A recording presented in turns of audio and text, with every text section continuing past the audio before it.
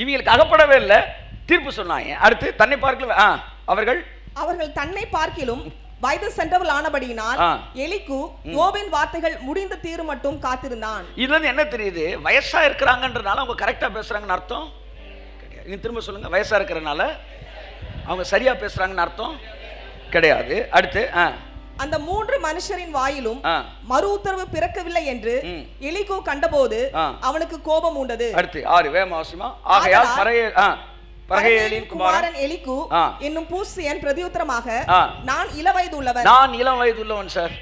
நான் எங்க இருந்தா சார்? ஆமா சார். இல்ல நான் சொல்ல சார், நான் இளம் வயதுள்ளவன். நீங்களோ விருத்தாப்பியர். நீங்க அத்தனை பேரும் விருத்தாப்பியர்னா ஓல்டுல நல்ல பழம், நீங்க எல்லாம் பழம்.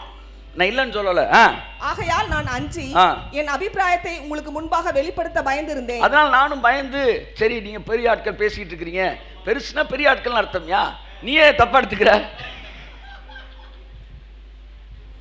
இப்ப இங்க பாருங்களேன், என் அபிப்பிராயத்தை உங்களுக்கு முன்னாடி வெளிப்படுத்த பயந்திருந்தேன். முதியோர் பேசட்டும், வயது சென்றவர்கள் ஞானத்தை அறிவிக்கட்டும். ஞானம் என்கிற வார்த்தைக்கு இங்கே அர்த்தம் கிருபை. ஞானம் என்கிற வார்த்தைக்கு அர்த்தம் மீட்கும் பொருள். இந்த ஞானம்னு பேச ஆரம்பிச்சுட்டா மீட்கும் பொருள் பேசுறான். அப்ப ஒட்டுமொத்த பைபிள்ல ஞானம்னா என்ன தெரியுமா? சிலுவையில் அறையப்பட்ட இயேசுவே.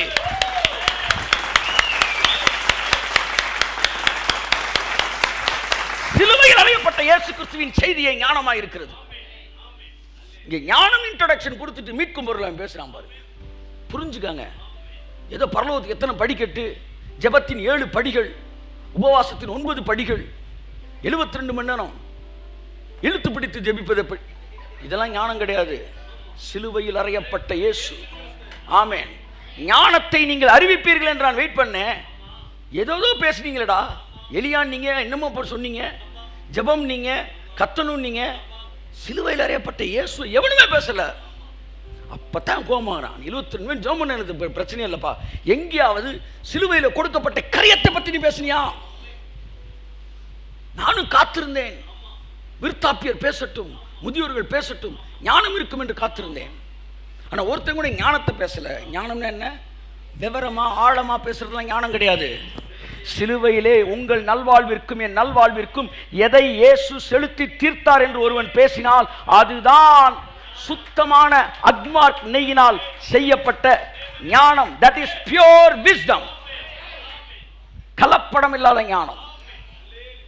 வாசிப்போம். ஆனாலும் மனுஷரில் ஒரு ஆவி உண்டு, சர்வ வல்லவருடைய சுவாசமே அவர்களை உணர்வுள்ளவர்களாக்கும். அடுத்த வசனம். பெரியோர் எல்லாம் ஞானிகள் அல்ல. பெரியோர் எல்லாம் சொல்லுங்க, சொல்லுங்க சத்தமா. வருத்தத்தோடு வாசிக்கிறேன். முதியோர் எல்லாம் நீதியை அறிந்தவரும் அல்ல. அடுத்து ஆகையால் எனக்கு செவி கொடுங்கள், நானும் என் அபிப்பிராயத்தை வெளிப்படுத்துவேன் என்றேன். தயவு செய்து எனக்கு செவி கொடுங்கள், நானும் என் அபிப்பிராயத்தை வெளிப்படுத்துகிறேன். எப்படி வராம பாருங்க. இதுக்கே ஒரு கைத்தட்டு எளிவுக்கு. என் அபிப்பிராயத்தை வெளிப்படுத்துகிறேன் என்றான். இதோ உங்கள் வசனங்கள் முடியும் மட்டும் காத்திருந்தேன், நீங்கள் சொல்லத்தக்கதை ஆராய்ந்து தேடு மட்டும் உங்கள் நியாயங்களுக்கு செவி கொடுத்தேன். ஒரு மனுஷன் ஜட்ஜ்மெண்ட் பண்ணணும்னா பேசி முடிகிற வரைக்கும் கேட்கணும். எல்லாம் சொல்லுங்க. ஆமா, இடையில கிளிப்பிங்ஸை பார்த்துட்டு அதுதான் சொல்ல வரேன். இங்க எலிகு டக்குன்னு குறுக்க பாயவே இல்லை. இரியா சீடி முடியட்டுமியா, 3 மணி நேரம் என்ன பேசுறேன்னு கேட்டுக்கோமியா. முந்தின வரியில கேள்வி வரும், அடுத்த வரியில பதில் வரும். அதனால இடையில ஃபார்வர்ட் பண்ணி கேட்டுட்டு ஆட்டைக்கு வரவன்லாம் வெளியே அனுப்பிச்சுட்டு. இவன் கபடி விளையாட்டில் மூச்சு விட்டவன். கபடி கபடி கபடி என்ன நீ கண்டினியூவாக நீ கேட்கவே இல்லையே மெசேஜை. ஆமாம், கண்டினியூவாக கபடி கபடி கபடி கபடின்னு மூச்சு விடாமல் நீ கேட்குற மாதிரி ஃபுல்லாக நீ கேட்கணும். அப்போ இவன் ஃபுல்லாக கேட்டான். எலிகு ஃபுல்லாக உட்காந்து கேட்டான். இப்படி பார்க்குறான், அடுத்து இவங்க பார்க்குறான், அடுத்து டீ பிரேக்குன்றாங்க, இப்போ டீயை குடிக்கிறாங்க, திரும்ப உட்காடுறாங்க, திரும்ப இவன் பேசுகிறான், அவன் பேசுகிறான், அவன் பேசுகிறான், இவன் பேசுகிறான். கடைசியில் எங்கேயாச்சும் சிலுவையை பற்றி மீட்கும் பொருளை பேசுகிறான்னா ஒரு பயலும் பேசலை. அப்போ தான் எந்திரிச்சு வரான். தம்பி தம்பின்னா அதை போய் டைட்டில் போட்டுறாய் சொல்கிறேன். 13 வாசமா. ஞானத்தை கண்டுபிடித்தோம் என்று நீங்கள் சொல்லாதபடி பாருங்கள். மீட்கும் பொருளை பேசாததினாலே அவர்கள் பேச்சு முழுவதும் பதறாய் இருந்தது என்று வேதம் சொல்கிறது. எலிகு அதான் சொன்னான், மீட்கும் பொருள் யாரும் பேசல. ஏண்டா உன்னை பேசுற, அவனை பேசுற, பொண்ணை பேசுற, பிதாவை பேசுற, உனக்கும் பிதாவுக்கும் மத்தியஸ்தனாய் சாமாசி பண்ணுகிற தூதர் என்று ஒருவர் இருக்கிறாரே, அவர் மீட்கும் பொருளை கொடுத்தாரே, அதன் வழியாக ஒரு மனுஷனுடைய வாழ்க்கையை பார். ஒரு மனுஷனுடைய வாழ்க்கையை பார்க்கும்போது அவன் யாருன்னு பார்க்கக்கூடாது, இயேசுவின் வழியாக அவன் யார் என்று தான் பார்க்க வேண்டும். வாசிப்போம் 34 அதிகாரத்திலே இவர் இதை பேசுறாரு, மீட்கும் பொருளை பற்றி பேசுறாரு. 24 வாசிங்க. அவர் அவனுக்கு இறங்கி அவன் படுகுழியில் இறங்காதபடிக்கு நீர் அவனை ரட்சியும், மீட்கும் பொருளை நான் கண்டுபிடித்தேன் என்பார். அல்லேலூயா. மீட்கும் பொருளை கண்டுபிடித்தேன். முதலாக எலிகு வாயை திறந்து மீட்கும் பொருளை பற்றி பேசுகிறார். மனிதன் பாவம் செய்கிறவனா செய்யாதவனா அப்படின்னு ஒரு பெரிய பிரச்சனை நடந்துகிட்டு இருக்கு. யோபு நல்லவரா கெட்டவரா? அவன் சொல்றான், மீட்கும் பொருளை கண்டுபிடிச்சிட்டுனா அவர் நல்லவராக இருந்தாலும் பிரச்சனை இல்லை, அவர் கெட்டவராக இருந்தாலும் பிரச்சனை இல்லை. மீட்கும் பொருளை கண்டுபிடிக்கும் போத கை தட்டுக்கும் போது ஆமென் ஆமென். யார் இந்த மீட்கும் பொருள்? வாசிப்போம் மத்தேயு 20:28. 20:28. இங்கிருந்து நாம் மறுபடியும் மீட்கும் பொருளுக்குள்ளே கடந்து வருவோம். யார் இந்த மீட்கும் பொருள்? அப்படியே இயேசு சொல்லுகிறார், அப்படியே மனுஷகுமாரனும் ஊழியம் கொள்ளும்படி வராமல் ஊழியம் செய்யவும் அநேகரை மீட்கும் பொருளாக தம்முடைய ஜீவனை கொடுக்கவும் வந்தார். கையை தட்டுங்க. நான் மீட்கும் பொருளாய் வந்தேன். இயேசு சொன்னார், நான் மீட்கும் பொருளாய் வந்தேன். மார்க் 10:45. அப்படியே மனுஷகுமாரனும் ஊழியம் கொள்ளும்படி வராமல் ஊழியம் செய்யவும் அநேகரை மீட்கும் பொருளாக தம்முடைய ஜீவனை கொடுக்கவும் வந்தார். இயேசு சொன்னார், நான் மீட்கும் பொருளாய் வந்தேன். அப்ப மீட்கும் பொருள் என்னன்னு, மீட்கும் பொருளுக்கு என்ன எஃபெக்ட் இருக்குன்னு முதல்ல தெரிஞ்சாதான் இவர் மீட்கும் பொருளா வந்தா அப்ப நமக்கு என்னெல்லாம் இந்த எஃபெக்ட் இருக்கு. அப்ப மீட்கும் பொருளுக்கான எஃபெக்ட் என்னன்னு பழைய பாட்டில் பார்க்கணும். அதை பார்த்துட்டு இப்ப நான் மீட்கும் பொருளாய் வந்தேன்னு கையை தட்டி மீட்கும் பொருள் என்றால் என்ன? ஒரு மனிதன் அடிமைப்பட்டு போகும்போது அவனுக்கு கொடுக்க வேண்டிய கிரயத்தை, கடந்த கால கிரயத்தையும் எதிர்கால கிரயத்தையும், இங்கேதான் கிரேஸ் நிற்குது. இதைத்தான் ஏற்றுக்க மாட்டான் பெந்தேகோஸ்தே பிரசங்கியன். எதிர்காலத்துக்கு தேவையான கிரயத்தையும் சேர்த்து தான் தேவன் கொடுத்திருக்கிறார். கொடுத்து நம்மை மீட்டு இருக்கிறார். ஆமென் சொல்லுங்க. இந்த மீட்கும் பொருள்னு ஒன்று வந்துருச்சுன்னா எதெல்லாம் அடிபடும் அப்படின்றத பார்ப்போம். அப்போ மீட்கும் பொருள் யாருன்ற பார்க்கணும். யாரா? இயேசு. மீட்கும் பொருள்னு நான் கண்டுபிடித்தேன் யோபுல தான் பார்த்துருக்கிறேன். ஆனால் மீட்கும் பொருள்னு ஒரு வசனம் புதிய ஏற்பாட்டில் இருக்குன்னு எனக்கு தெரியாது. அப்புறம் ஒரு நாள் 1 தீமோத்தேயை வாசிக்கும் போது தான் பவுல் எழுதுறாரு, 1 தீமோத்தேயு 2:6.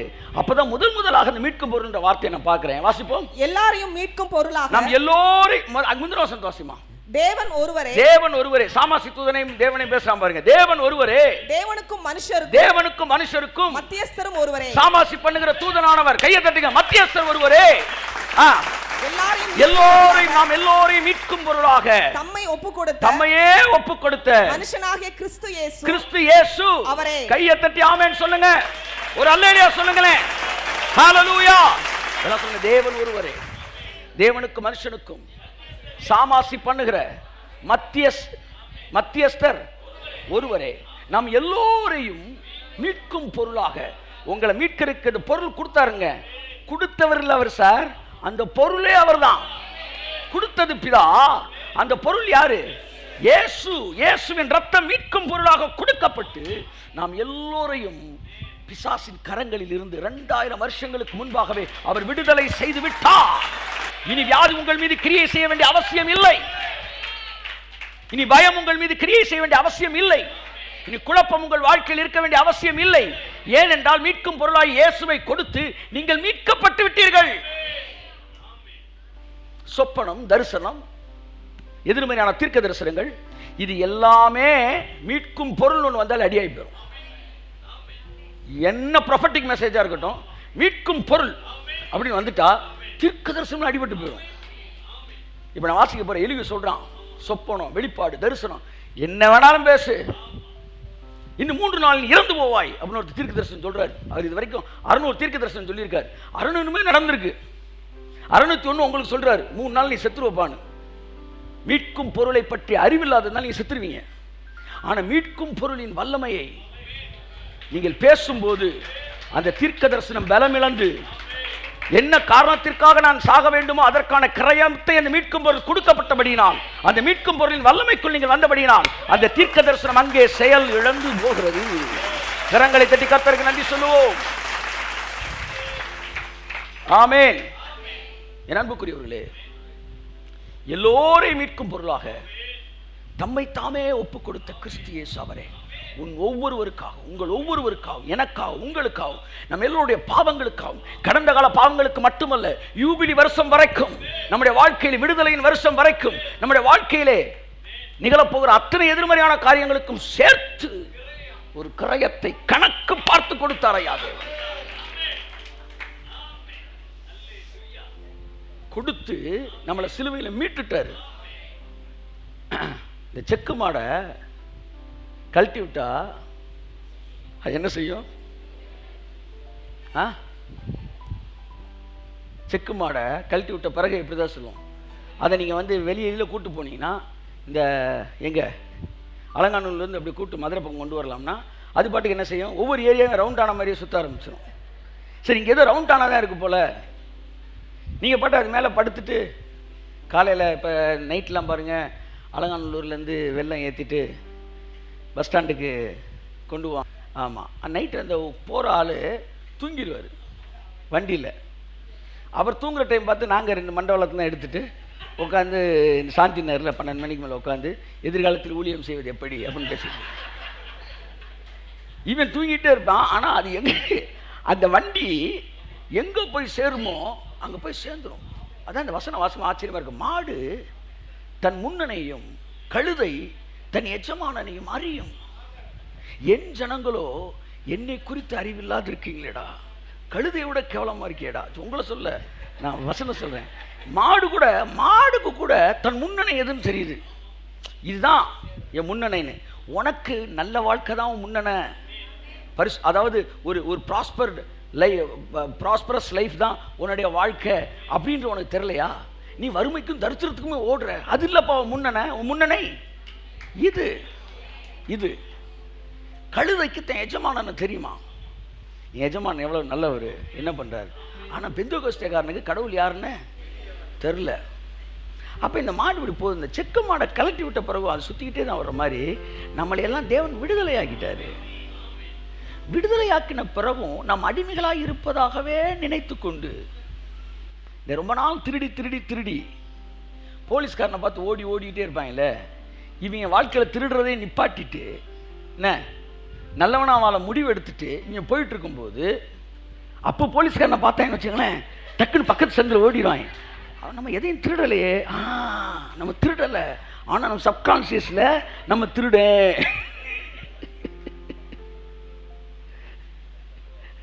ரொம்ப நாளாக லைசன்ஸ் எடுக்க வண்டி ஓட்டிட்டேன், அதுக்கப்புறம் லைசன்ஸ் எடுத்துட்டேன்.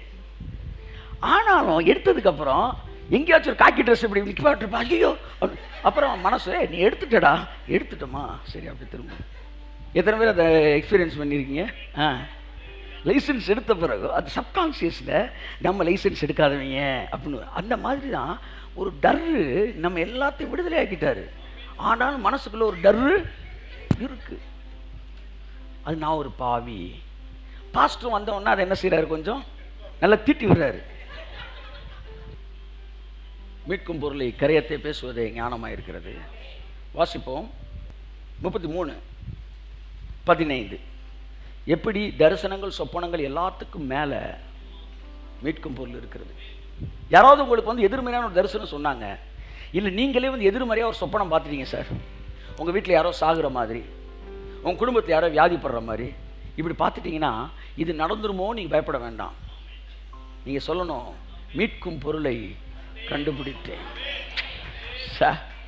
வாசிப்போம். கனநித்திரை மனுஷர் மேல்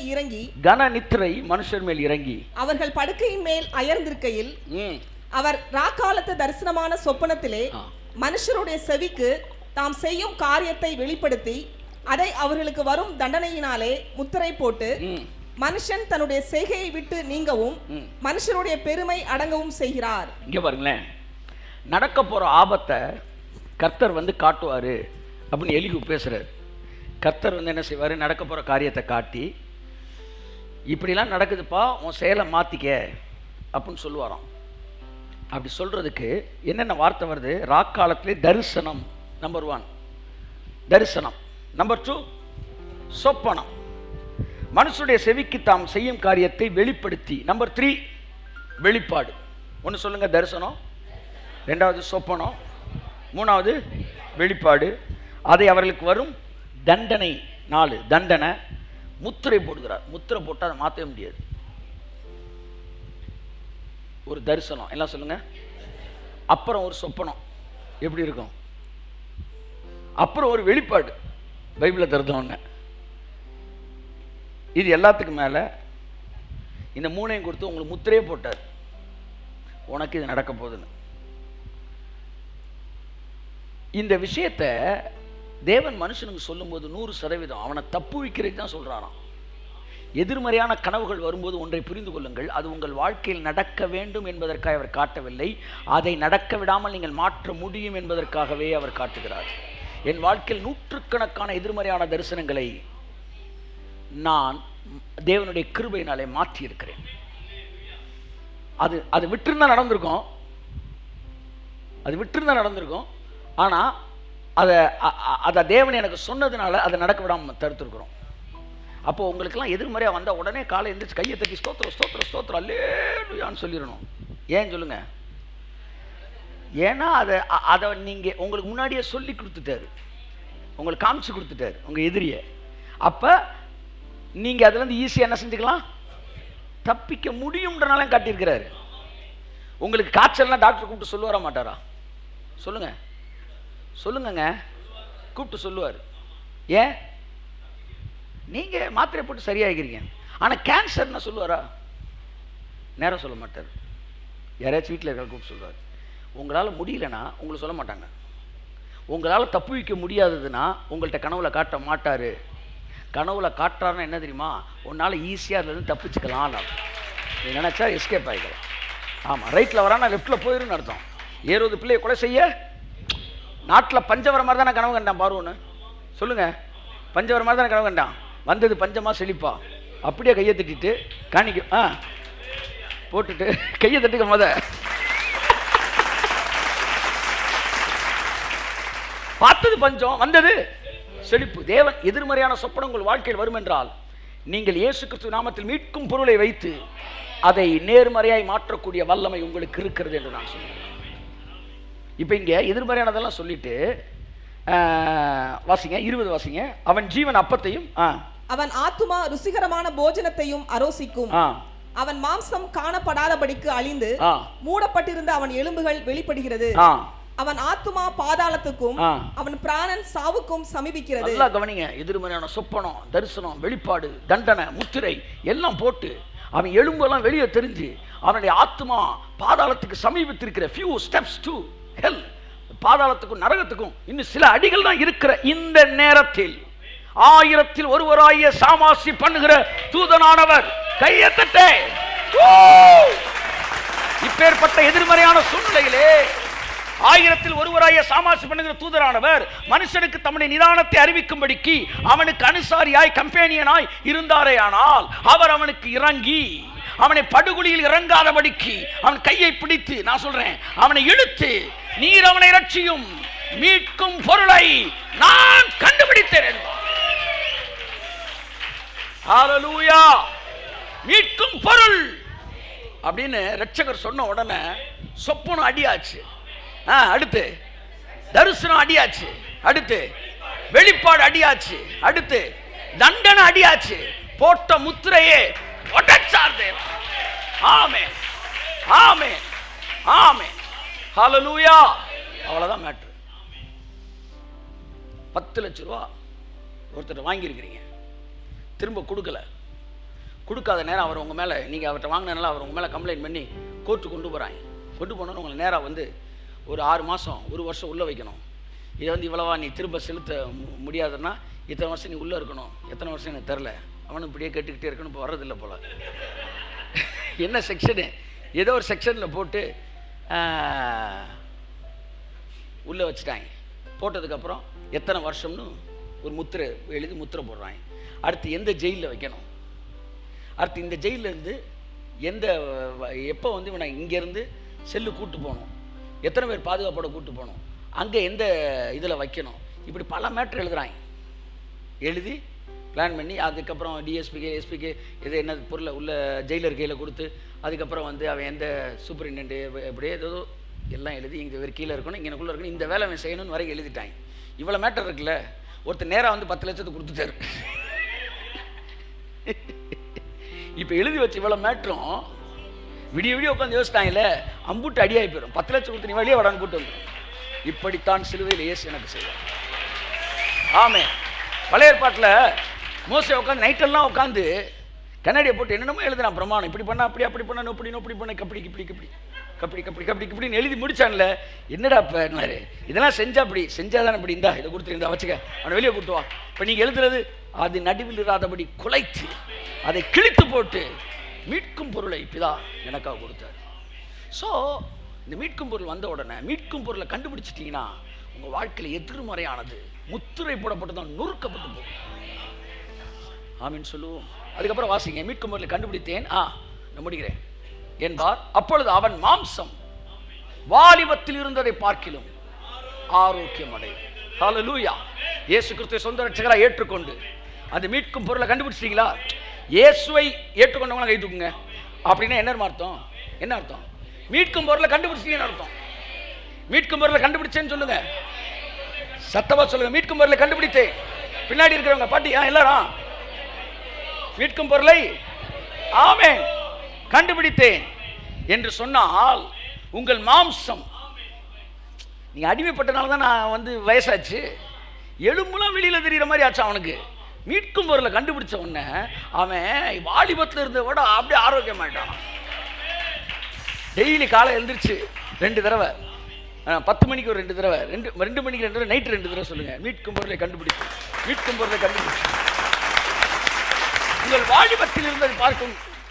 தயவுசெய்து முதுமையை விரும்பாதீங்க. வயதாகுதலை நீங்கள் அங்கீகரிக்க வேண்டிய அவசியம் இல்லை. ஏன்னா மீட்கும் பொருளை கொடுத்து உங்களை வயசாலியா, நோயாளியா, பிணியாளியா, ஏமாளியா, கோமாளியா, வேணாளி, தெனாலியா, எல்லா ஆலியுமாய் பயந்தான தெனாலி, உங்களை எல்லா பயத்தினாலும் நிரப்பி உங்களை பிசாசு வச்சிருக்கும் போது மீட்கும் பொருளை கொடுத்து நீங்கள் வெளியே வந்துட்டீங்கன்னா இப்போ நீங்கள் இருந்த எந்த ஆழியும் உங்ககிட்ட வரவே முடியாது, வரவே கூடாது. சார் மீட்கும் பொருளை கொடுத்ததுக்கப்புறம் நீங்கள் ஏன் சார் வியாதிப்படணும்? வியாதி என்பது உங்கள் பழைய எஜமான் தான் பார்த்தீங்களா, அவன் சரக்கு. வறுமை என்பதும் பிரச்சனை என்பதும் கவலை என்பதும் கண்ணீர் என்பதும் நீங்கள் அடிமைப்பட்டு போனீங்களா, அந்த எஜமானுடைய சரக்கு. இவர் அவன்கிட்ட இருந்த இவ்வளத்தையும் வாங்கிட்டு இருந்தீங்க, மீட்கும் பொருளை கொடுத்தாச்சு, கொடுத்ததுக்கப்புறம் மீட்டாச்சு. மீட்டதுக்கு அப்புறம் நீங்க ஏன் பழைய ஸ்டைல லைஃப்ல வாழணும்னு நீங்க நினைக்கிறீங்க? அசால்ட்டு. என்ன சொந்த காசை கொடுக்கல. ஆனா ஒரு கடையில வந்து ஒரு என்ன சொல்ல வந்து பிரியாணிக்கு காசு கொடுத்துட்டா, அதுக்கப்புறம் ஒயிட் ரைஸ் கொஞ்சம் என்ன செய்யணும் வைப்பாங்க. மதுரையில் திரும்பி மற்ற ஊரில் எப்படின்னு தெரில, ஒயிட் ரைஸ் கொஞ்சம் வைக்கணும். அது வந்து ஒரு காம்போ பேக் மாதிரி தான். தரல நான் என்ன சொல்கிறான், அதுக்கு சேர்த்து நான் பே பண்ணியிருக்கோம், ஹலோ ஒயிட் ரைஸ் வைங்க, அதுக்கு நான் தனியாக கேட்குறீங்க காசு. ஏண்டா ஒரு வெள்ளை சோறுக்குன்னு இவ்வளவு டிமாண்ட் பண்ணுற? பிரியாணி காசு கொடுத்தோம்ல, உன் பிரியாணிக்கு கொடுத்த காசுக்கு நீ இவ்வளோ சண்டை போடுற, நீ உன் வாழ்க்கைக்கே கொடுத்த ஒரு கரையத்தை ஏன் டிமாண்ட் பண்ண மாட்டேன்ற? ஏன் டிமாண்ட் பண்ண மாட்டேன்ற? கேளுங்கள் உங்களுக்கு கொடுக்கப்படும் என்று இயேசு சொன்ன போது அந்த வார்த்தையின் கிரேக்க அர்த்தம் டிமாண்ட். டிமாண்ட் பண்ணுங்க. கிரயம் கொடுக்கப்பட்டிருக்கல, மீட்கும் பொருள் கொடுக்கப்பட்டிருக்கல. மீட்கும் பொருள் கொடுக்கப்பட்டால் உங்கள் சரீரம் வாலிபத்தில் இருந்ததை பார்க்கிலும் அடைய வேண்டும். இன்னையிலிருந்து ஆகுது நல்லா பின்னாடி எல்லாம் சொல்லுங்க. என் சரீரம் வாலிபத்தில் இருந்ததை பார்க்கிலும் ஆரோக்கியம் அடையும். அவன் தன் வாழ வயதின் நாட்களுக்கு திரும்புவான். ஆச்சா, இன்னைக்கு தூக்குங்க, தூக்கம் இல்லைல்ல, இன்னும் 1 வாரம் கழிச்சு இதை தூக்கிடுவீங்க, ஜல்லுன்னு தூக்கிடுவீங்க. அப்படின்னா என்ன அர்த்தம்னா நீங்க திரும்புறீங்க. இப்ப you are going back to your youthful days. Energy கூடுது. ஆமேன். இன்னையிலிருந்து கூடுது, மெருகு ஏறுது. ஆமேன் சொல்லுங்க. எலும்புகள் உறுதி அடைகிறது. ஏனென்றால் மீட்கும் பொருளை கண்டுபிடித்திருக்கிறோம்.